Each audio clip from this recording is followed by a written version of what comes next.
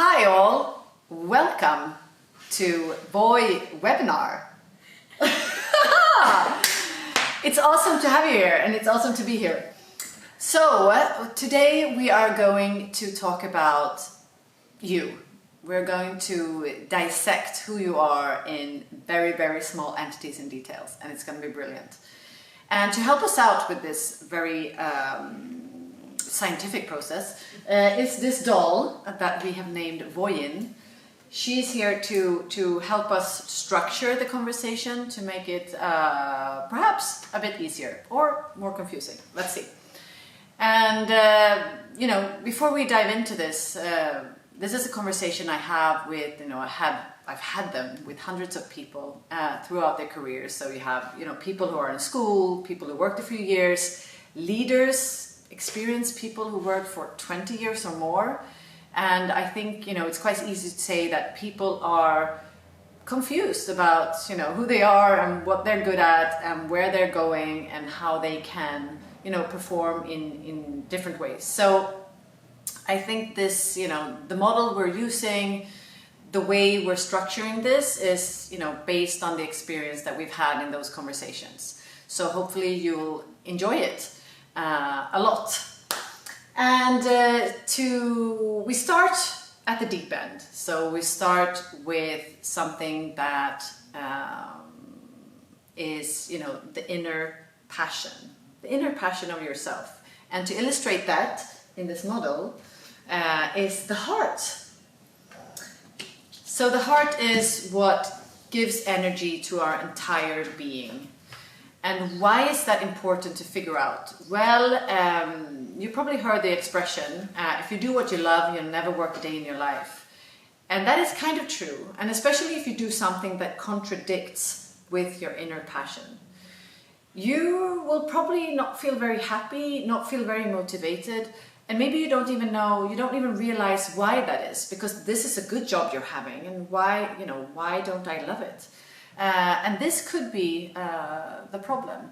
And if you don't go with that instinct and find something else that is more in line with your passion, you're not going to feel happy at all in that career choice. And maybe actually you end up being ill, because that's how serious it is. So if you haven't figured out what your passion is, let's try and do that together. All right? So grab a pen and a piece of paper and try to think about, if you have a weekend all to yourself, you're super rested, you have lots of energy, so we are not going into the procrastination, lazy activities, but more like high energy. What do you do then? Try to list the things that you do when there's no must-dos, there are no appointments, there are no things you need to do. What are your things that you get excited and get energy from doing? So list those. And then in another column, you think about your job. So think about the things you do on a daily basis. List those activities. Do that. And then you mark the ones, so looking at your job list, you look at them and you think, what are the things here that gets me excited? So hopefully at least one of them is something that you get energy from doing. So mark those. And when you have that, so now you have two lists of things, and on the job list you've marked a few. And if you look at the things that you do by yourself when you are totally free to do anything, and then you look at the things that you marked from your job list, and you see if you can find something in common between those activities. Something like the lowest denominator in those things. This can be a bit tricky. So it takes some time to figure out what it is underneath the layers of things.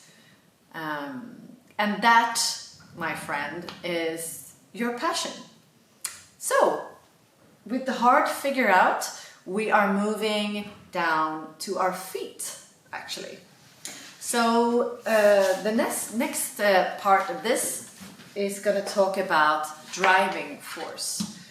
And driving force, or motivators, you could call them. Traditionally, you have three classic ones, which is sex, power, money. we are not going to make it that simple. We're going to use some more.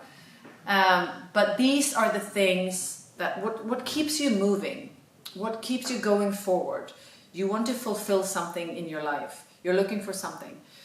So the 10 different driving forces we are looking at today are recognition, so getting getting acknowledgement from the public or your management or peers. It's power, so getting ahead, leadership positions, authority, that kind of thing. Hedonism, which is about pleasure, having fun. Altruism, which is about giving, helping others. Fellowship, it's about being in a community, it's about creating relationships. Tradition is about sharing your beliefs with others. Security is really about minimizing risks and keeping things secure or as they are. Commerce is about sort of a result, financially driven. Aesthetics is about creativity and innovation. And then lastly, we have science, which is more about problem solving and objective facts. So these 10 are the motivators that we're going to look at. And try, when you look at them now, try to be honest and truthful, because I think we all would like to be a specific person. And we all have those values where, this is the person I should be. But try to not go there. Try to be really honest with who you are and what your driving forces are. So try and look at this list and mark which ones are very weak for you. Maybe you have none of that in you, or very little, and then see, which ones do I have a lots of. And usually you would have, more than 1, 2, 3. Is like completely normal for us. You can have something, this is my primary driving force, but I also have a bit of this and this.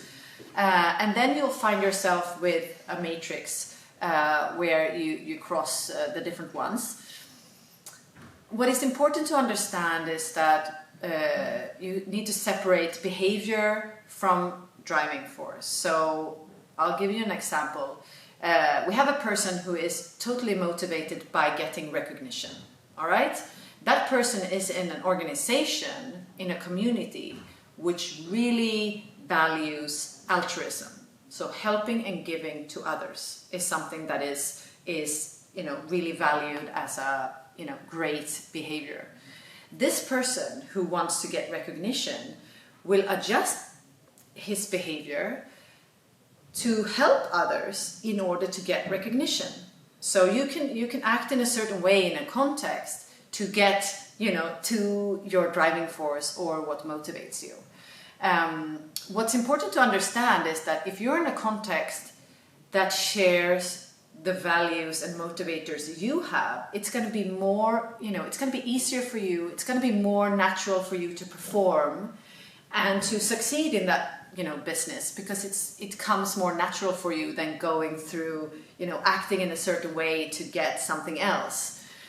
So that's sort of how it's combined. Okay, that was the feet, and now we're moving into the next part, which is personality traits. And to illustrate that, we have our beautiful brain. And so personality traits or attributes is probably the classic, where we go to in the most classic way when you talk about your personality. And you could argue that these are quite stable over time. You're born a certain way, and then you stay that way. I think, certain life-changing events, as becoming a parent, for example, could alter or adjust our personality somewhat, but in some aspects we are who we are, and we need to work with that. So the model we're going to look at today is this one. It's quite simple, but for the purpose that what we're doing here, it's definitely good enough. You can go super deep into this, but we're not going to do that today. So what you need to do is to first figure out if you're a task or a people-oriented person. And this is quite easy. So a task-oriented person goes to the task first. The task is the priority, not the people or the person or the team. So what is the task at hand? How are we going to address it? Who is doing what and how they feel and what they say? That comes later. It's less interesting. And a people-oriented person goes to the people first. So it's about the team, it's about understanding them, it's about discussions, it's about negotiation. That person would prefer consensus, prefers to be liked. I mean, we're a group of people and that's important.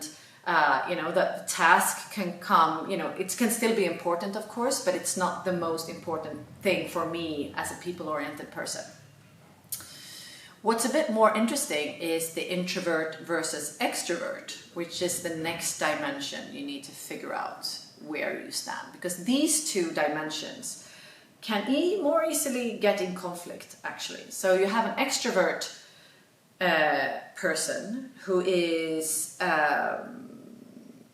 quick from thought to action, loves dynamic, enjoys taking risks or don't mind taking risks, loves to be in an open landscape, get energy from others. You're on it, you're there, it's exciting, and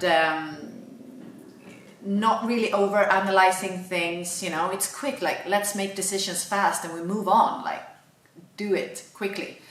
Not maybe listening that much, but knows himself, herself quite well. Then you have the introvert personality, which is, that person finds energy from the inside. It's about thinking about things more carefully. It's about analyzing the data at hand. It's about, being silent more because you're actually thinking about things before you speak. And this person is super stressed about being in an open landscape where it's always noisy and there's always people, because that's actually, make things really difficult. I read this scientific study that a person who is super introvert, who's working in an open landscape, which you find everywhere now, it's actually that person is like working a bit drunk, that, the result of this person is actually less good because he or she gets distracted because it's just too many people around. So you have this different thinking style, energy styles. Energy from within, energy from other people. More thoughtful, data, collecting info, and then the extrovert, taking decisions more quickly.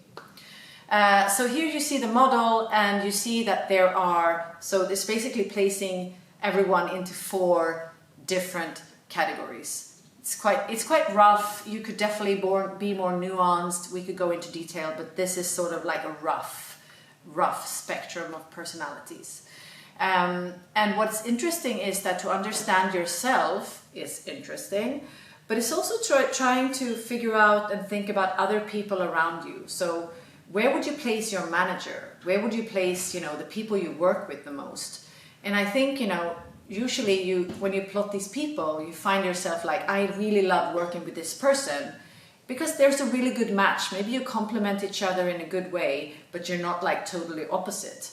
Where, if you have a manager who is totally different in thinking style than you are, it can also, explain maybe confusion, maybe misunderstanding between the two of you. So this gives you a good tool to really roughly place people that can help you in your career. So moving on to the final things, which are these. So to illustrate our skills, we are using the hands. Da-da-da! Jazz hands. And which one is left and which one is right? Left hand is going to illustrate our hard skills. Yeah, so hard skills are technical, tangible abilities that we learn. And soft skills are also something we learn, but more related to our emotional self. So hard skills first, which I think, is the easier one. So that's basically, the languages we know, the degrees we have, the different, I know how to dissect a frog. Okay, that was a weird example, but like technical abilities that we learn, and it's quite easy to learn them. I mean, it's, we can learn things quickly, or, it can take a bit longer. But hard skills is, in many cases, hard skills, we learned something. we studied something at university for different reasons. I ended up studying business and economics, which wasn't really the plan. And then you finish school and that's what you end up working with. So, you know, we have this complex personality, and what we end up doing is what the left hand says. Oh yeah, so I know these things, then I need to work with this. But actually, you know, I think a lot of those decisions that leads us to study something, maybe that's not really based on analysis that we just did. So I think sometimes the hard skill can confuse things slightly, actually. The soft skills, the right hand, is something where you read a job ad. So this is something that employers look at a lot.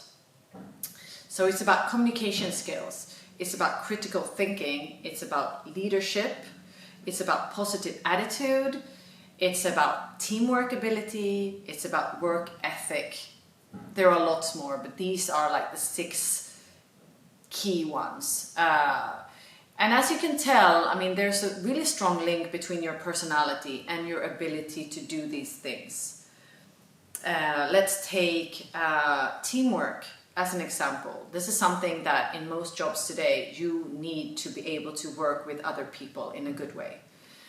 And that requires you be able to communicate well, you be able to sit with people, to collaborate, to use innovative ideas from others and immerse themselves in your own job. I mean, there's a lot of different aspects in this.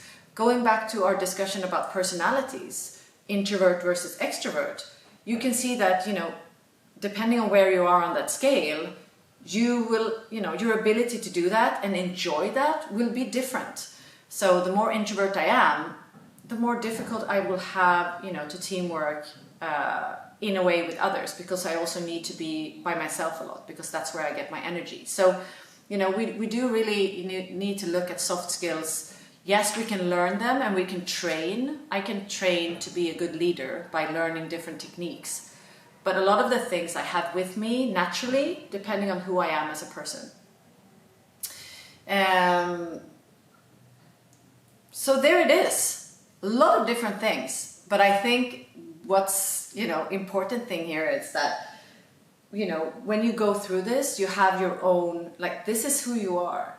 And it's not black or white. It's not right or wrong. It's just, we're all individuals and we're all unique, and there's so many aspects of our personality that makes things exciting but also super complicated to understand why I enjoy this team but not that, why do I like this job but not that job, and probably there's an answer in whatever you wrote down there. So is this it? Well, it's not really it. This is a starting point for you. So this doesn't say anything about your goals or how to reach your goals or what is, the roadmap for you, or whatever it is that you want to achieve. But it gives you a really good starting point to understand how you're going to move forward from that.